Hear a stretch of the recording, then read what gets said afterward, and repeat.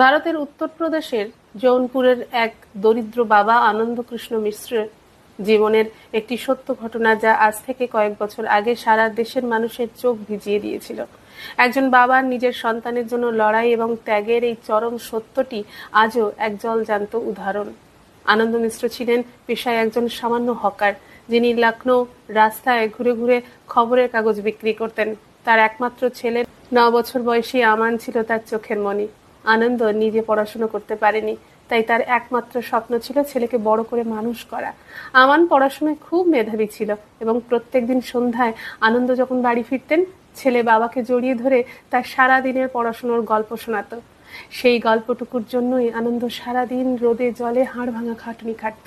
2018 সালের মাঝামাঝি সময়ে হঠাৎ করেই আমানের শরীর খারাপ হতে শুরু করে। ক্রমাগত জ্বর আর শরীর ফ্যাকাশে হয়ে যাওয়ার কারণে আনন্দ তাকে স্থানীয় সরকারি হাসপাতালে নিয়ে যান। সেখানে রক্ত পরীক্ষার পর ডাক্তাররা যে রিপোর্ট দেন তা শুনে আনন্দের পায়ের তলা থেকে মাটি সরে যায়। আমানের ব্লাড ক্যান্সার ধরা পড়ে। ডাক্তাররা জানান ছেলেকে বাঁচাতে হলে অবিলম্বে বড় কোনো হাসপাতালে নিয়ে কেমোথেরাপি এবং উন্নত চিকিৎসা শুরু করতে হবে, যার জন্য কয়েক লক্ষ টাকার প্রয়োজন। 1 টাকা জমানো না থাকা আনন্দের পক্ষে লাখ লাখ টাকা জোগাড় করা প্রায় অসম্ভব ছিল, কিন্তু তিনি হাল ছাড়েননি। তিনি তার খবরের কাগজ বিক্রি, সাইকেল, স্ত্রীর যথাসামান্য গয়না এবং নিজের ছোট ঘরটি বন্ধক রেখে জোগাড় করার চেষ্টা করলেন টাকার।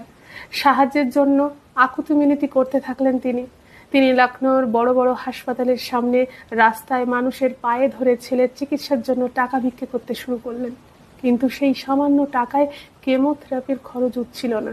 ছেলে হাসপাতালে ভর্তি থাকা অবস্থায় আনন্দের কাছে নিজের খাওয়ার মতো কোনো টাকা থাকতো না।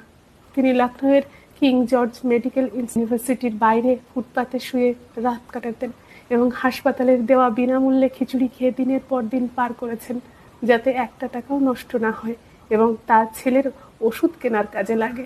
টাকার অভাবে চিকিৎসা বারবার বাধা পাচ্ছিল। আমানের অবস্থা দিন দিন খারাপ হতে থাকে।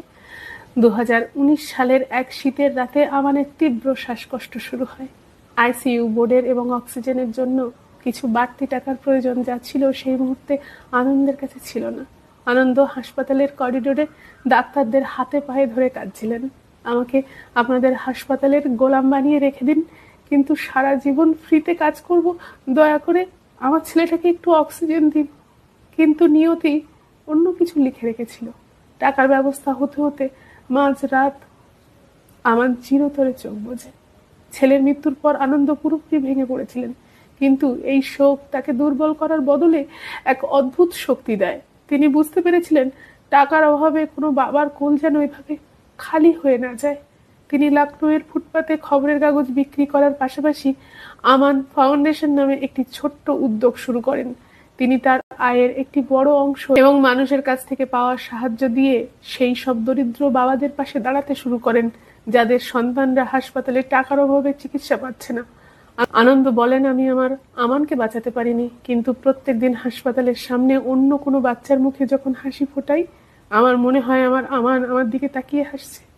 এই সত্য ঘটনাটি প্রমাণ করে যে একজন বাবা সন্তানের জন্য নিজের শেষ রক্তবিন্দু পর্যন্ত লড়াই করতে পারেন এবং হেরে যাওয়ার পরও সেই কষ্টকে অন্যের সেবায় নিয়োজিত করতে পারেন।